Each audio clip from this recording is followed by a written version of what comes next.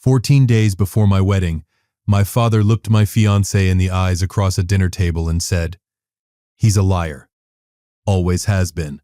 My mother leaned in a half-second later, her voice dropping to the register she reserves for things she wants to sound like kindness. "Don't let him trap you too, sweetheart. He has a secret child. He's been hiding it for years." I sat at that table and did not move, did not speak, did not flinch. Not because I was frozen, because I already knew what was coming next, and what was coming next was going to end my parents in a way they had not prepared for and could not recover from. My name is Steve Page, 34 years old, founder of ClearPath Health Technologies based in Atlanta's Midtown corridor. I build software for hospital systems. I employ 23 people. I have been working 18-hour days since I was 26 years old to build something from nothing, which is the kind of life that doesn't leave a lot of room for self-pity, and which has the useful side effect of making you very good at sitting still when someone is trying to blow up your world, because you have learned, through practice, that the people who stay calm in a crisis are usually the ones who survive it. My fiancée's name is Rachel Holt, 31 years old, civil litigation attorney at a firm on State Street in Boston.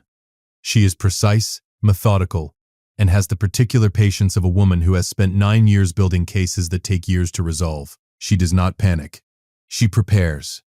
When my parents sat down across from us at the rehearsal dinner at the Fairmont Copley Plaza in Boston on March 14, 2026, and delivered their planned detonation, "He has a secret child. Don't let him trap you." Rachel did not raise her voice, did not look at me, did not reach for my hand. She reached into her purse.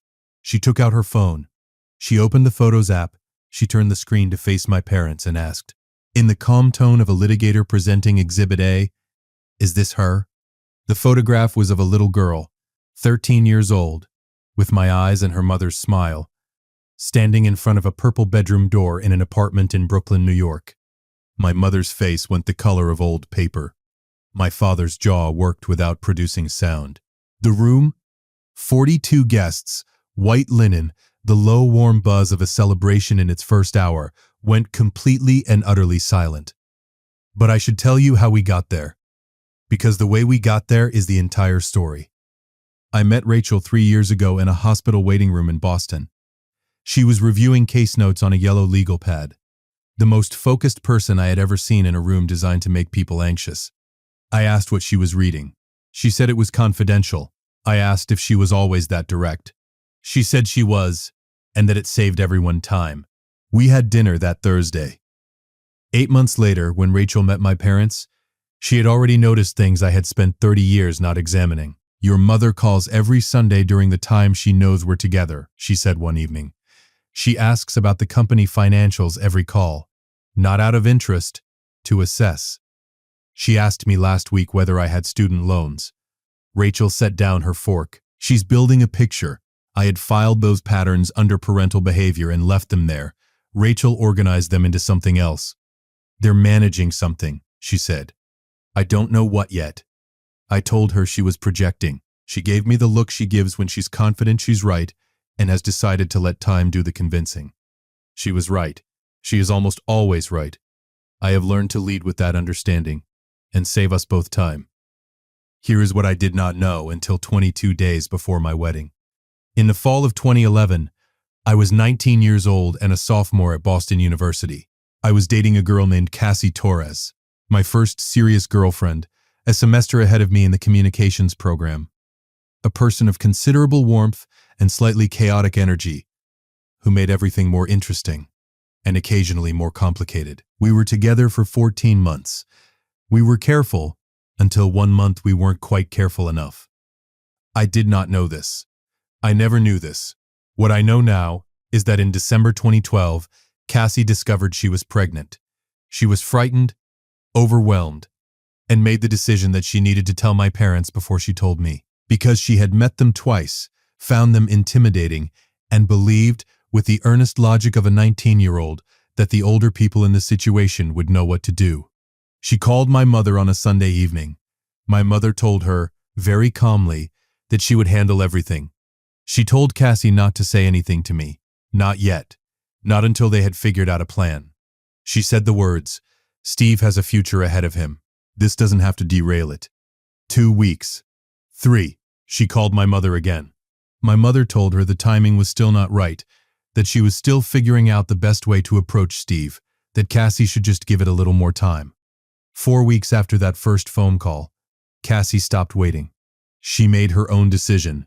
She had the baby, a girl, born in August 2013, healthy, 7 pounds 4 ounces, named Lily. She arranged a closed adoption through a family services agency in Boston. The adoptive parents were Jennifer and Michael Walsh, a couple in Brooklyn. She asked my mother one more time to tell me. My mother said she would. She did not. Cassie left Boston after the adoption was finalized. She moved to Portland, Oregon, started over, and spent 13 years not knowing whether I had ever found out, whether I had chosen, knowing, not to come. She carried that uncertainty for 13 years. I learned all of this on February 20th, 2026, when Rachel sat down across from me at our kitchen table in Atlanta with a printed document and said, "I need you to hear this, and I need you to hear it from me before you hear it from anyone else." Rachel had found Cassie 4 months earlier. She had not done it to investigate me. She had done it because she was building a case. Not a legal one, but the kind she builds instinctively when she senses someone is managing information around someone she loves. She had started with the Sunday calls, with the financial questions, with the look her mother-in-law-to-be gave her when she described her career in a way that made her too independent, too established, too difficult to manage. She had pulled my old social media from college, not to spy, but to understand the timeline of who I had been before she knew me. She found Cassie Torres in a photo from 2011. She found that Cassie had left Boston abruptly in 2012. She found a birth announcement in a Brooklyn family newsletter, the kind that small community organizations publish. From August 2013. Baby girl. Walsh family. Birth mother. A young woman from Boston. She didn't tell me what she was doing. She hired a private researcher, a woman she had worked with on a custody case, and within 6 weeks had a name, an address, and a telephone number. She called Cassie Torres on a Monday afternoon in October 2025. She introduced herself. She told Cassie she was engaged to Steve Page and that she was trying to understand what had happened. She asked Cassie to tell her the truth. Cassie told her everything. They spoke for 2 hours. Rachel took notes on the legal pad with the same focused quiet I had watched her bring to hospital waiting room case files 3 years earlier. When Cassie was done, Rachel said, "Thank you. He doesn't know. I'm going to tell him, and I'm going to make sure he knows it wasn't your fault." Then she flew to Brooklyn and met the Walsh family. She met Lily, and she asked Jennifer and Michael Walsh if they would be willing to bring Lily to a rehearsal dinner in Boston in March, so that a little girl could meet her biological father at the same table where someone was planning to use her existence as a weapon.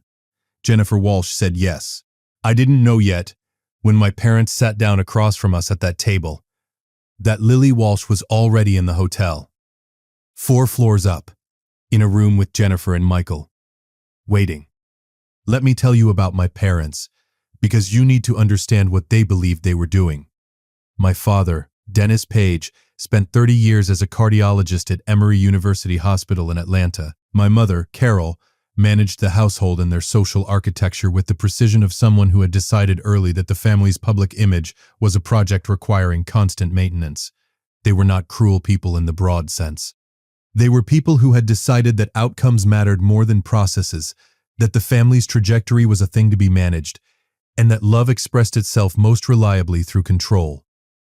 When my mother told Cassie not to say anything, when she decided that a 19-year-old girl's pregnancy was a variable to be contained rather than a crisis to be helped, she was not acting from malice. She was acting from the belief that she was the most qualified person in the situation to determine the right outcome for everyone, including the people who hadn't been consulted. That is a particular kind of dangerous. Not the villain you see coming, the one who genuinely believes they're helping while they arrange the walls around you. I had been living inside those walls for 34 years. I had learned to navigate them. What I had not fully understood was how many rooms I hadn't been allowed into. Rachel had understood it faster than I had. She had also understood something I had not thought to ask. If my parents had known about Cassie's pregnancy and buried it, What were they planning to do with that information now? The answer arrived 14 days before the wedding, in the form of a dinner invitation. My parents called on a Monday evening. My mother's voice had the particular sugarcoating she applies when she is about to request something I would not agree to if she asked directly. Your father and I want to have dinner with you and Rachel. Before the wedding. Just the four of us. We have some things we'd like to discuss. Rachel was in the kitchen when the call came in. I put it on speaker. Of course, Rachel said immediately. We'd love that. Saturday? My mother sounded pleased in the way people sound pleased when a plan is going more smoothly than expected. After we hung up, Rachel looked at me across the kitchen island. They're going to do it at the rehearsal dinner, she said. You think they're going to wait until Saturday and do it in private? That's the whole point. They want to do it where I can't walk away quietly, where your friends are watching, where the story gets maximum reach. She picked up her coffee.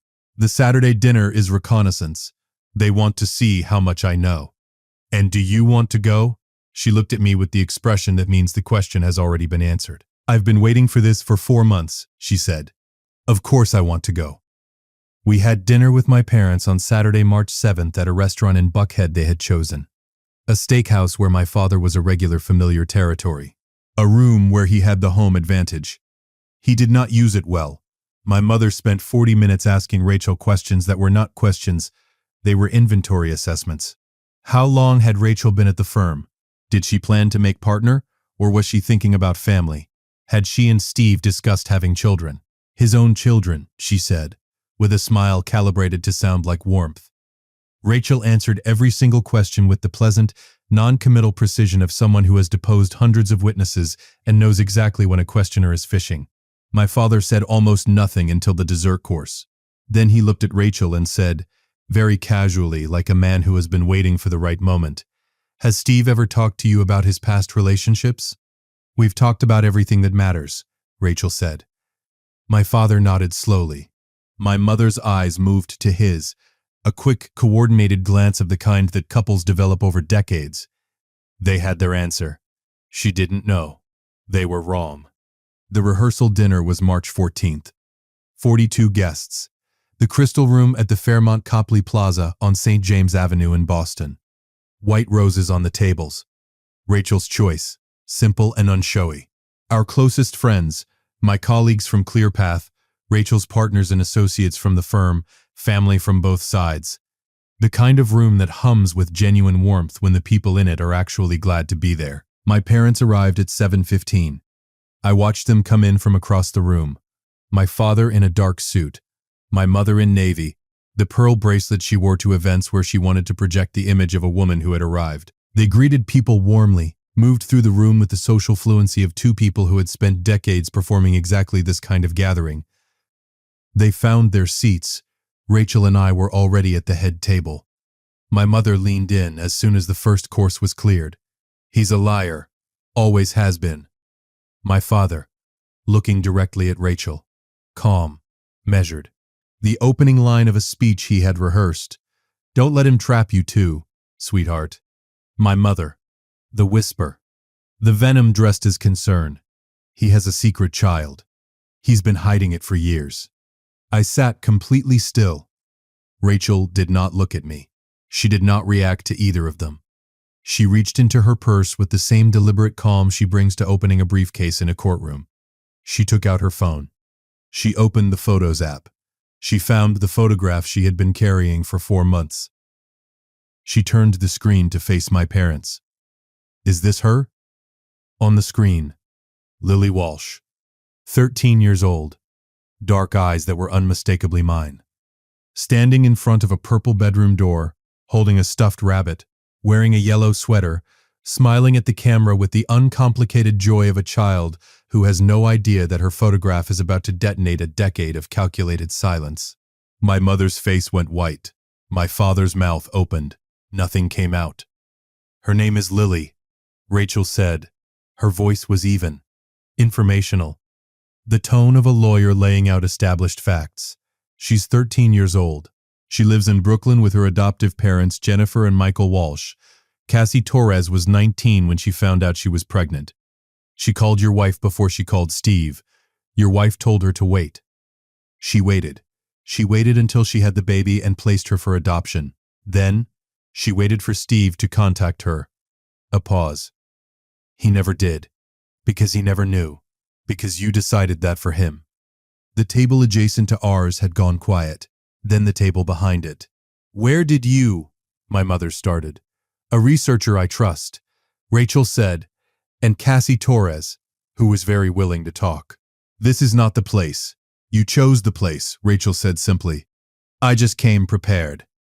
I looked at my parents across that white linen table. In a room full of the people I loved.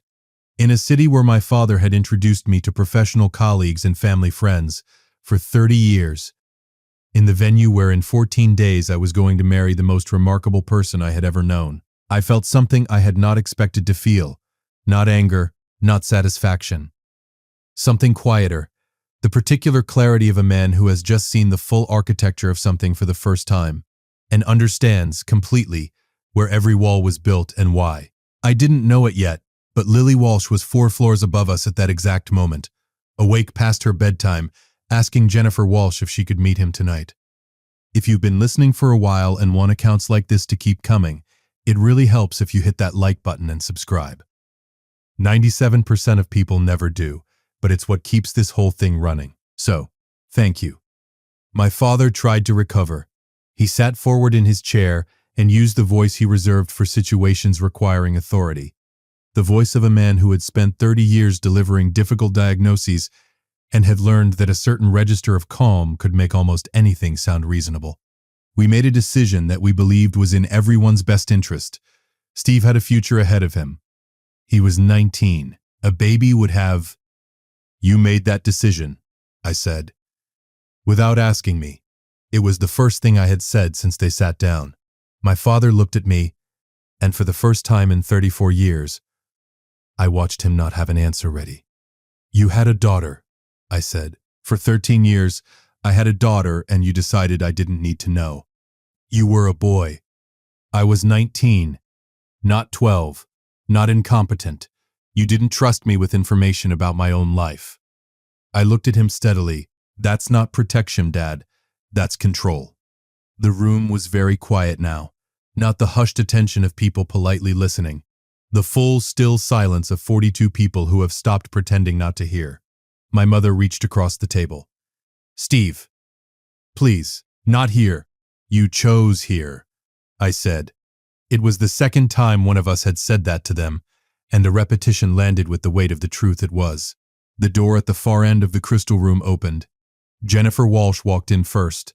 A composed woman in her early 40s, her hand held by a small girl in a white dress with a purple sash.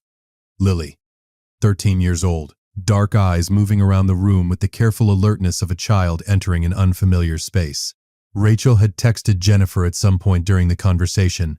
I had not seen her do it. She had done it the way she did most things, precisely, without announcement, at exactly the right moment. The room's silence deepened into something different. Not shock exactly, recognition. 42 people understanding, simultaneously what they were looking at. Lily walked toward the head table. Her eyes found my face and stayed there. I do not know what she saw. I know what I felt, something that does not have a clean name.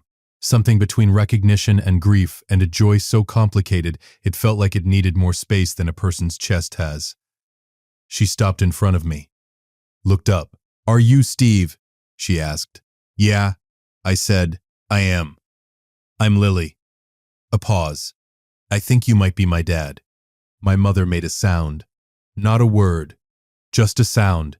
The particular register of a woman who has just watched the thing she buried walk into a room in a white dress and introduce herself.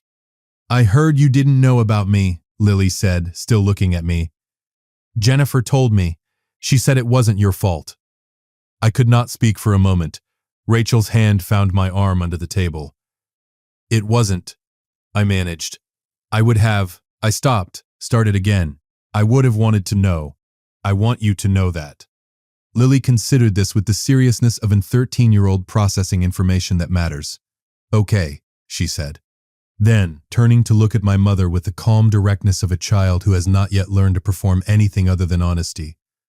Are you his mom? My mother stared at her. Yes, she said, barely audible. Did you know about me? The room waited. My mother's lips moved. No sound came out. It's okay if you did, Lily said. Jennifer says people do hard things sometimes because they're scared, not because they're bad. She looked at my mother with more generosity than my mother had earned or deserved. Were you scared? My mother put her hand over her mouth. My father beside her looked at the table. Rachel's colleague from the firm, a woman named Dana who had known Rachel for 7 years, stood up from a table nearby. Steve, she said, I think everyone in this room wants you to know that we're here for you, whatever comes next. Someone else followed. A colleague from ClearPath. Then, Rachel's best friend from law school. One by one, the room reassembled itself around a different center. Not my parents' narrative, not the story they had come to deliver, but the one that had just walked in through the door in a white dress with a purple sash. My father stood. He took my mother's arm. She did not resist. At the door, my mother stopped. She turned. For a moment, I thought she was going to say something worth hearing. You'll regret this, Steve. All of you. The door swung shut behind them. The room exhaled. Then someone began to clap. Then everyone. Not for the departure, for Lily, who stood at the head table looking mildly confused by the noise. Why are they clapping? She asked Jennifer, who had moved to stand beside her. Because you were very brave, Jennifer said. Lily seemed to accept this. She looked at the dessert cart near the far wall with the focused interest of an 13-year-old who has completed a significant task and is ready to move on to something enjoyable. Rachel leaned close to my ear. She asked to meet you tonight. 4 hours ago. Jennifer said she'd been asking all week. I looked at Lily, this person who had existed for 13 years without my knowing, who had walked into a room full of strangers with the steadiness of someone who had been prepared for something hard and had decided to face it anyway. She had my eyes. I had not been ready for that. Hi again, I said. She looked up from the dessert cart. Do you like chocolate cake? Yes, I said. Me too, she said. That's probably genetic. I laughed for the first time all evening. We married on March 28, 2026, at Old South Church on Boylston Street in Boston. 106 guests. My parents were not among them. Jennifer and Michael Walsh were seated in the third row on Rachel's side. Lily was the flower girl. White dress, purple flowers, the particular dignity of a child who takes a job seriously. When she walked down the aisle ahead of Rachel, Ben, our officiant, a friend from my BU days who had become a minister, paused the processional for a moment so the room could take it in. Several people cried. The photographer later told us it was the shot of the day. Our vows included a line we had written together. I promise to always choose truth over comfort and presence over convenience. The reception was at the Fairmont Copley Plaza, the same building where, 14 days earlier, my parents had tried to use my daughter's existence as a weapon. We reclaimed the room. It felt right to do it that way. Lily asked if she could join our first dance. We pulled her onto the floor between us. The three of us held hands and turned in a slow circle, while the room watched and the photographer caught the moment from 3 angles. Jennifer Walsh told me afterward that Lily had talked about that dance for the entire drive back to Brooklyn. 1 week after the wedding, I sent my parents a letter, printed, signed, mailed, certified with return receipt requested. It was brief. You knew about Lily for 13 years. You knew about Cassie for 13 years. You made those decisions without me.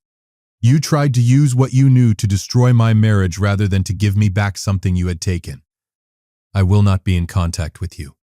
You are not welcome in my life, in my marriage, or in Lily's life unless she one day chooses differently as an adult. That is her right. It is not yours. Steve.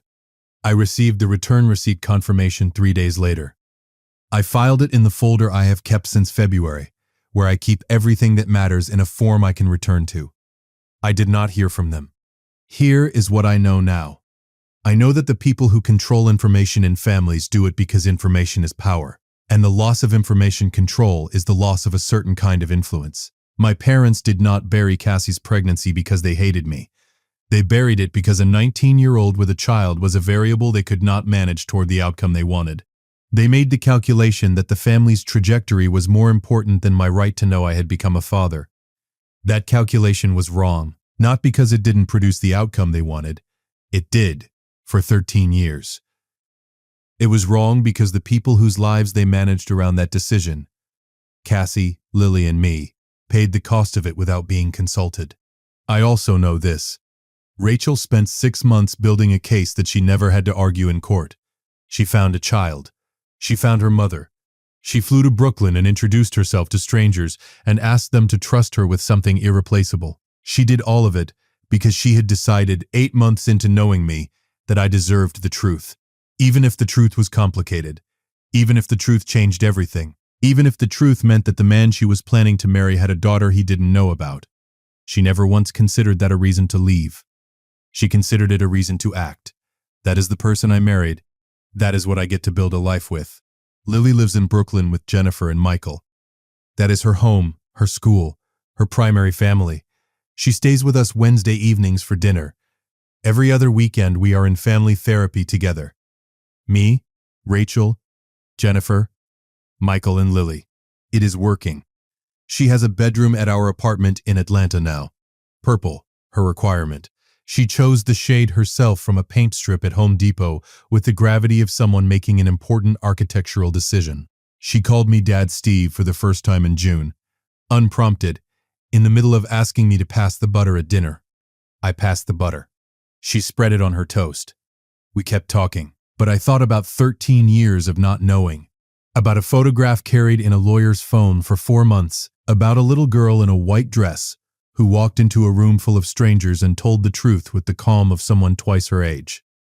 Some things take the time they take, and some things, when they finally arrive, are exactly what they were always supposed to be. If you liked this story, join our community by hitting that like button and subscribing for more family-centered accounts like this.